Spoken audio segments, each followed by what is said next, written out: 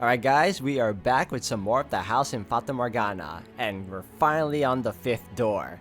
It seems like the stories prior to the ones we're reading now, has been nothing but, I guess, fantasies that were being fed. And now we're finally seeing the actual reality of what was going on between the white-haired girl, or not so much the white-haired girl, but the maid herself. So we're gonna see this through, and I hope you all continue to enjoy watching. Now let's continue this. Alright, and we are back. She was still smiling after all. If I had been able to maintain that distance, then perhaps I wouldn't have ended up hurting her.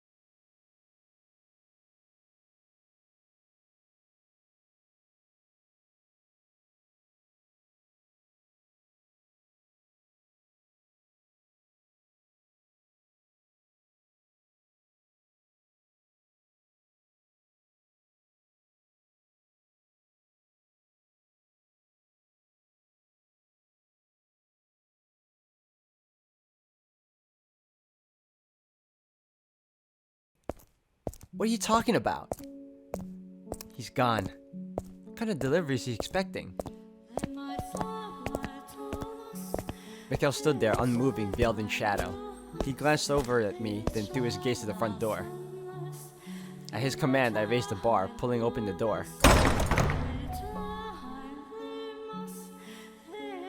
After nearly 2 weeks inside, the light from the setting sun almost blinded me. The world went white, my head pounding. After a few moments of intense blinking, my eyes acclimated themselves to the evening sunlight. There was no one outside, only a crate easily large enough to fit a child. Is this the package? Master?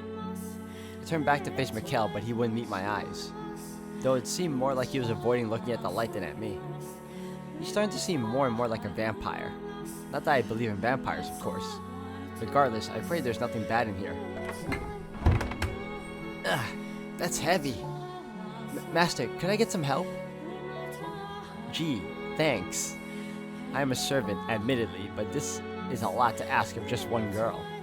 A little help would sure be nice. Once it's inside, closed and barred the door.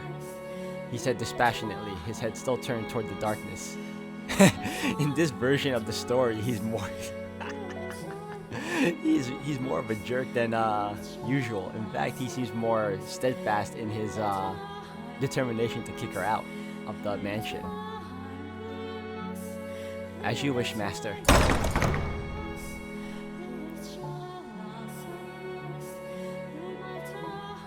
Once the door was shut, I found myself sucked back into a world of darkness. It hadn't even been 2 weeks, but the lack of light was beginning to become my normal. The outside world growing farther and farther away. Being holed up in here is definitely not good for me. I should go for a walk sometime. Maybe plant some flowers or vegetables. Yeah, I like that idea. Maybe I can grow that old tangle of roots into some fresh parsnip. What else do we have to plant? It'd be great if there were some flower seeds. What are you doing? Open the box now. As you wish, Master. Oh, there's food inside. In the box was a burlap sack filled with berries, root vegetables, and smoked meats, as well as an assortment of bread, fruits, and wine. Aside from the fruit and bread, everything else was the same as what Michel kept in the cellar. Ah! And buried beneath the burlap sack was a single book. 1 book a month. He really hasn't gone outside in 10 years. It appears you have begun to grasp the situation. Yeah, but why? This was delivered by someone from your house, Master, wasn't it?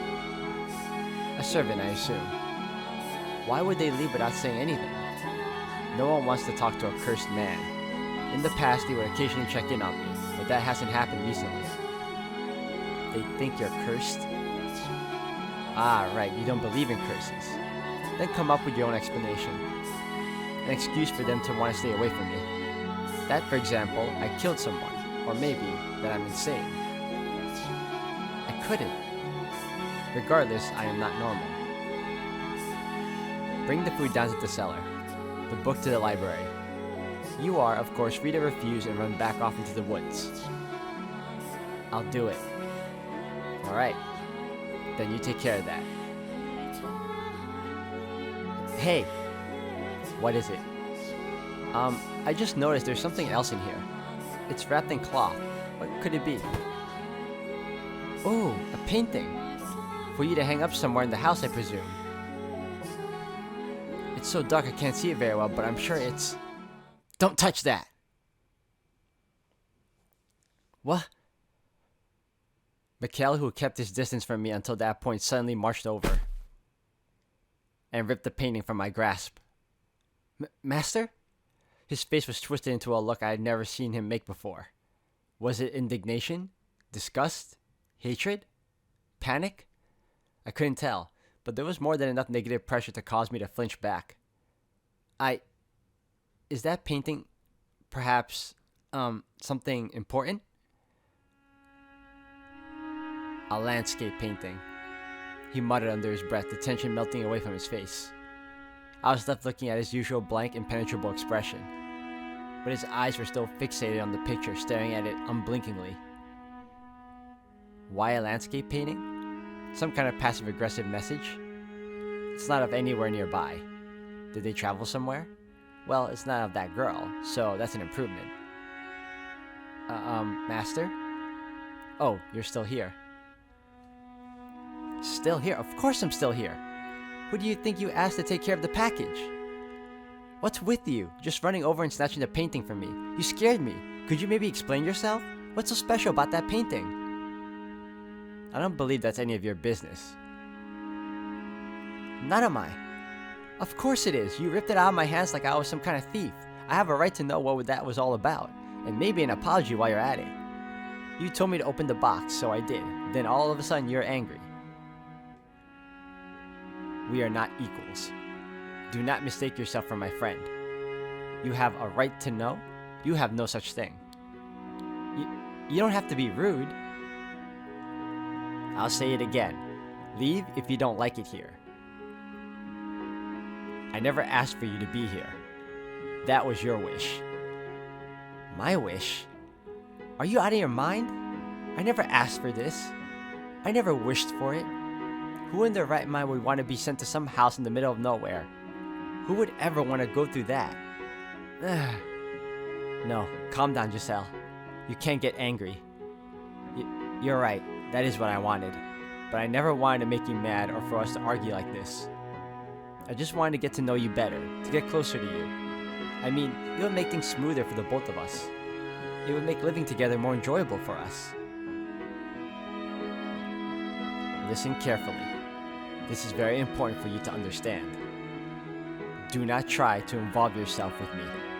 Do not go probing around for information. And if you can't do that, leave. I completely shut out. The glare he was giving me and the standoffish aura he was emanating were reflected in his tone of voice. Why? Why did he try to push me away like that?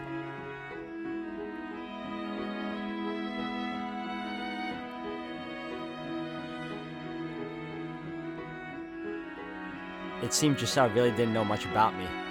Despite being sent here from my house, she was unaware of the monthly deliveries, as well as the reason why I lived in the mansion all by myself. Why, though, would they not have told her anything? Why had she been sent here left completely in the dark? Giselle looked up at me, fear and bewilderment in her eyes, though I thought I could see a glint of suspicion beneath it all. Like her true feelings were bubbling to the surface. Everyone had darkness in them they kept hidden. No one was exactly who they appeared to be. She was undoubtedly thinking, I'm not here because I want to be. I knew from the moment I first saw her that her bubbly sweet effect was all a facade. Had she thought I was dense enough to not realize? She was no different than anyone else. What I didn't understand, though, was why she refused to leave no matter how hard I pushed. What was she hiding beneath that innocent-looking face? What was she thinking? What did she carry on her shoulders? Everyone is hiding something, deceiving those around them. I had to figure out what she really was. May I ask you something? Yes? On the day you arrived, you said you made a teeny tiny mistake while working at my family's house. Tell me about that. What did you do at the Bollinger estate? Bollinger. In that moment, brief though it was, her disposition wavered. Fear. Terror? No, perhaps anger. I couldn't tell. Nevertheless, it was abundantly clear that that was a subject she had no interest in me breaching. And so she had borne her fangs. The smile she donned now was visibly forced. It's nothing you need concern yourself with, Master. I promise you it was an insignificant little thing. If it's so insignificant, why can't you bring it up? Talk about it. Tell me. She couldn't say. Why couldn't she tell me? What had she done there? What did this woman know about that house? What did she know about me? What was concealed beneath that smile of hers? I am the master of this house and you are a servant, and still you refuse to tell me. Like I said, it's nothing. There's no reason to bother you. But a mere servant's personal blunders, Master. What are you hiding? I am not hiding anything. Then you should be able to tell me exactly what you did at the Bollinger estate. Like I said, tell me. Tell me. You won't tell me a thing about yourself, and yet you demand others to tell you about themselves. Here you are practically threatening me. Oh, nice way to sidestep the issue, but okay.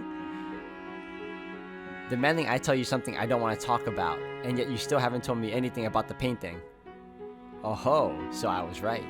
You do have something to hide. How many times must I repeat myself? We are not equals. I don't care if it's insignificant or something you don't want to talk about. What? I'm ordering you to tell me. A trifling blunder would not get someone sent to live with a cursed man in a house spoken of so unfavorably. Whatever she had done in the Bollinger estate, that had something to do with why she was here. If she truly hadn't done anything, then she had something to gain from this place, or possibly from me. And if that was the case, I had to get her to talk. Make me. Giselle's eyes were open wide. I recognized the look she was giving me. I knew very well what that gaze meant. You're an abomination. It was the same as them. Fear, contempt, repulsion. The way she acted, the way she spoke, it was exactly the same. You're no different. I made her uncomfortable. I made her afraid. She thought I was unpleasant. She thought I was despicable. She thought I was an abomination. In a frenzy, I grabbed her by the shoulders, clamping down far more powerfully than I had meant to. Stop! Her face contorted in pain morphed into someone else's. Who was I directing my anger at? Where was this rage being aimed? Who are you calling an abomination? What? Tell me, who? The black fear bubbling up from within me knew no end. The girl, she ridiculed me. She denied my identity with her glare. Well, at least now we can it's safe to assume that he can touch people in this version, in this actual reality of the story. I couldn't escape from that phantom, that reality. I never called you a... No, get away from me. Get your hands off me. Giselle screamed, echoing the entrance hall, rattling my eardrums. She frantically smacked my arms aside, and then I came back to my senses. She was standing a little ways away, breathing heavily, arms wrapped tight around her body, glowering at me, showing her opposition to my touching her. Enlightening. No, you just, you startled me, that's all. Some servant you are, telling your master not to touch you. Alright, I have I'm allergic to people. It's a very, unique condition, I hear. I mean, can you believe that? See, you know how some people can get all red and itchy when they touch a dog or a cat? It's that except for people,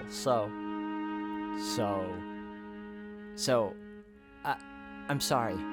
I wasn't trying to be disrespectful. I beg your forgiveness. Why don't you speak your mind? What? This is what's going through your mind right now. I have nothing to apologize for. No, that's not... I can somewhat sympathize with your plight, being made to apologize even though you're hurting. I raised my hand against you first, after all. Then you forgive me? Sympathy does not equate to forgiveness. Now, you take care of the package. I'm heading back to my chambers. What is it? You're not gonna make me leave after what I just did? No, I am not. For it would seem I can make you leave on your own whenever I so please. Her face, man. Besides, I had yet to learn what she had done. It would be exceedingly difficult to get the story from her own mouth, which left me with one option: to write a letter to my mother, as much as the very thought revolted me.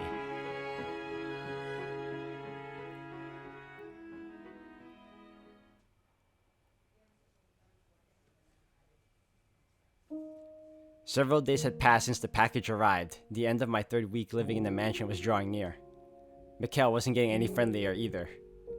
He continued to either snub or bluntly dismiss me whenever we crossed paths. I didn't understand why he acted that way around me, but there was little point in asking when he seemed to think there was a little point in talking to me at all. Although at first I had been sure there was some way to get him to warm up to me. The more time I spent in the mansion, the more my willpower began to feel like it was at its breaking point. I could tell myself to stay positive until I was blue in the face, but it would only work for so long. The one pretty place in the whole house. I'm glad he hasn't covered it back up. Blue moonlight shone quietly through the stained glass window, vainly illuminating some of the room. I hadn't noticed until now, but the room with the stained glass window appeared to be modeled after a chapel. Rows of pews faced the window, below which sat what used to be a pulpit. There was very little left of it, though, and an awkward length of silver was mounted to the pulpit front face. What was, I assume, formerly a cross. Upon further reflection, rather than facing the window, the pews seemed to be pointed at the pulpit, or perhaps the cross hanging on it.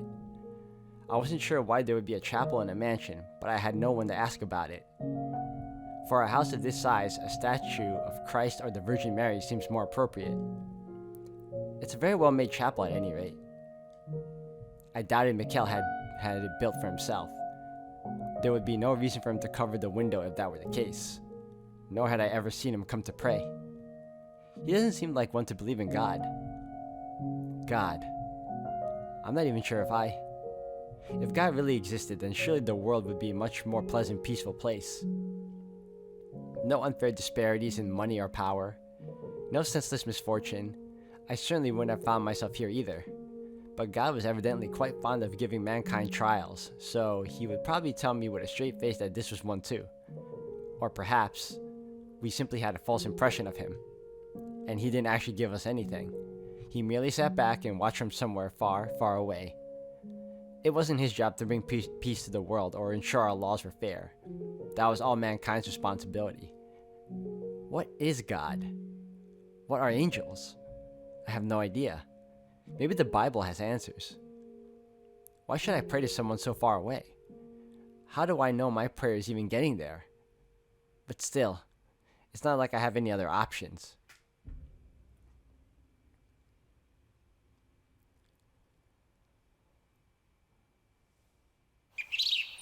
Don't you worry.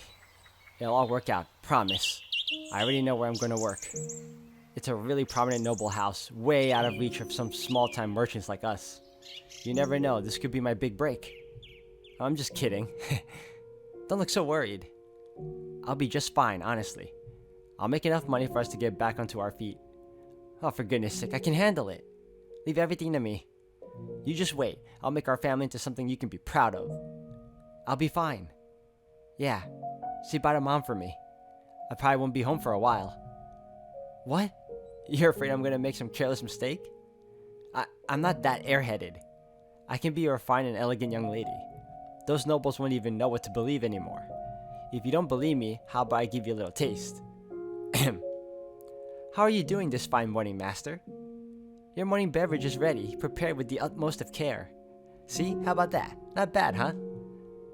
What? You really think it sounded forced? I was the daughter of a merchant who ran a shop on the capital's main street. My father had passed away in a plague, so it was just me, my mother, and my older sister.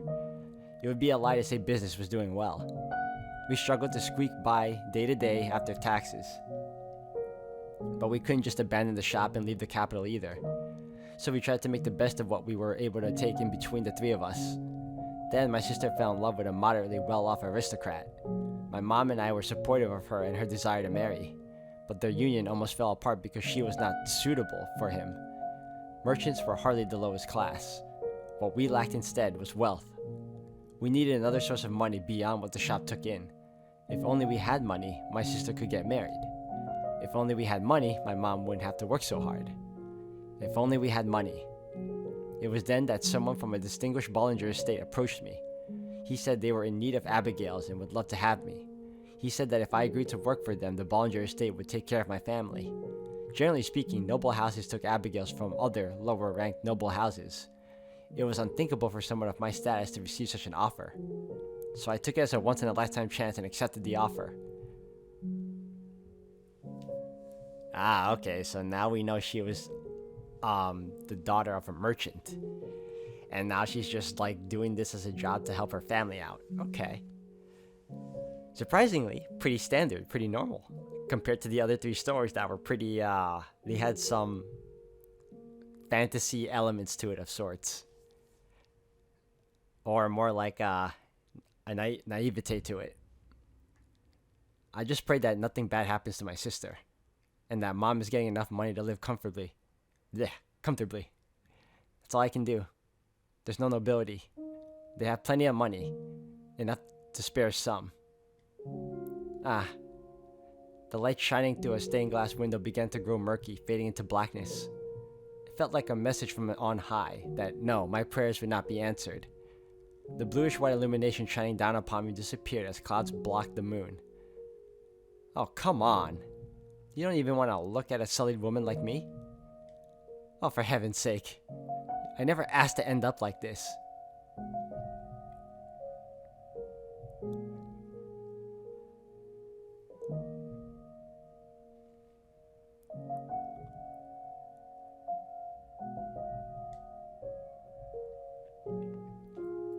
They're nobility.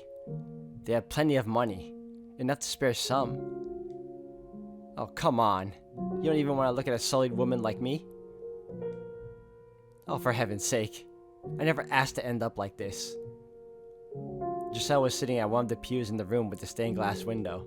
Just looking at her, you might have thought she was offering a prayer. But the words coming from her mouth were anything but prayerful.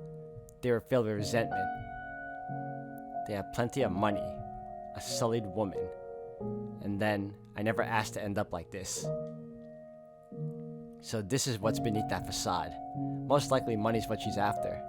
All I need to do now is confirm my suspicions with them. Just what awful secrets will I uncover? I gave Giselle, sitting in the pew with her head drooped, a cursory glance before leaving the chapel. I had somewhere else to be.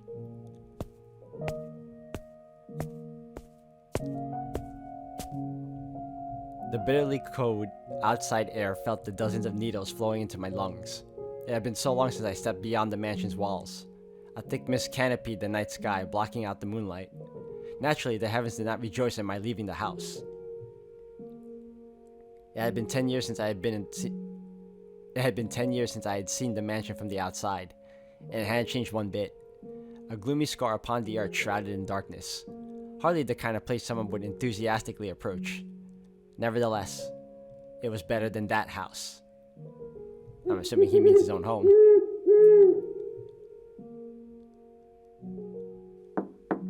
Yes? Who is it? Michel. What? Michel? Bollinger? Just one moment. I'll be right there. Come in. It's a humble abode, but make yourself at home. Ah, so he can step outside the mansion too. There was a lot to the story that was being left out by the maid, or should I say Giselle herself. But anyways, guys, I'm going to have to end the video here for today. Thank you all for watching. When we come back, we're going to continue on with this newfound reality of the actual story. Until the next one.